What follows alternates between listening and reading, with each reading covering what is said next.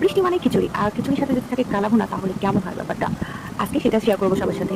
আসসালামু আলাইকুম এভরিওয়ান। বাইরে প্রচন্ড বৃষ্টি, আর এই বৃষ্টিতে মন যাচ্ছে খিচুড়ি খেতে। আর সাথে আম্মু বললো যে কালাভুনা রান্না করবে, রেডি করছে, সব মশলা টসলা রেডি করলো। আমি একটু করে একটু ভিডিও করতে চেষ্টা করলাম যে সব কিছু ক্লিপ একটু করে নেওয়া যায় কিনা। তারপর দেখি বৃষ্টি থেমে গেছে। আর আষাঢ় মাসে বৃষ্টি, মাঝে মাঝে রোদ উঠছে, আবার বৃষ্টি হচ্ছে, এরকমই আবহাওয়া চলছে এখন। তো সব কিছু রেডি এখন। চুলে একটা প্যান বসিয়ে তেল গরম করে নিচ্ছি, সরিষার তেলে খিচুড়ি হলে আরও টেস্টি হবে। আমি একটু করে সব মশলা দিচ্ছি, আমি নাড়ছি, নেড়ে এটা সুন্দর করে মিক্স করছি। এটা আমার খুবই ভালো লাগে। চুলার পাশে বসে আসলে রান্না করতে ভালো না লাগলেও আসলে একটু গৃহিণী গৃহিণী ভাব দিতে তো ভালোই লাগে। যাক, আমার আজকে চুলায় রান্না খিচুড়ি সব থেকে বেশি পছন্দ।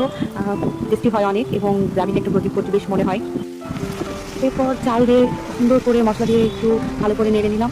চুলার রান্না তো সবসময় মজাদার অনেক, তারপরেও ভয় লাগছে যদি পুড়ে যায় নিতে। তো আমি এক হাতে ক্যামেরা অন করে রাখছিলাম, আর আম্মু এগুলো একটু একটু করে দিচ্ছিল।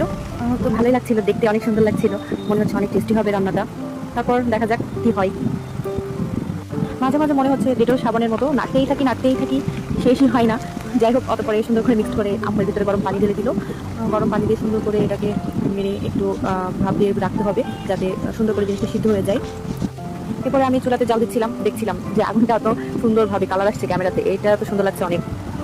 এরপরে আমরা মাংস রেডি করে নিলাম, মাংসটা রান্না করবো। আগে প্রসেসিংয়েই সুন্দর করে তেলের মধ্যে পেঁয়াজ দিয়ে সব মশলাপাতি দিয়ে একসাথে কষিয়ে নিব। ছোটোবেলা থেকে তেলের উপরে পেঁয়াজ দিলে আমি সবসময় রান্না করতে আসতাম, নাড়তে আসতাম। আমি তখন তো ছোটো ছিলাম, গায়ে তেল ছিটকে পড়বে, কিন্তু যাই হোক এখন পর্যন্ত এটা খুব ভালোই লাগে। এরপরে সব মশলা একসাথে দিয়ে কষানো হয়ে গেছে, এবার গরুর মাংসগুলো দিয়ে দিব এর ভিতরে। গরুর মাংসগুলো কেটে রাখছিলাম আগে, সুন্দর করে ফ্রেশ করে রাখছিলাম। যাই হোক, এরপরে সুন্দর করে এর উপরে কালাভুনার মশলাটা দিয়ে দিব, কালাভুনার পুরো মশলাটা দিয়ে এটাকে সুন্দর করে কষিয়ে নিব। কিন্তু কালাভুনা মশলাটা দেওয়ার পরে মনে হচ্ছিল যে আমি কড়াইটা আসছে না, অনেক বেশি হয়ে গেছে পরিমাণে।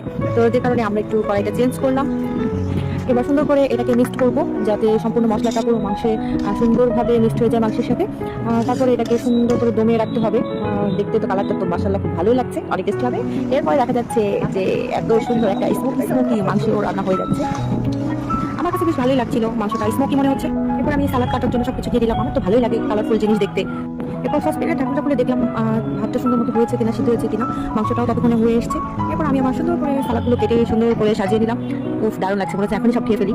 তো তারপরে সুন্দর করে আমি আমার ভালো মতো প্লেটটাকে সাজিয়ে নিলাম। ও অসাধারণ, কি যে মারাত্মক টেস্ট, কি বলবো। আজকে পর্যন্ত।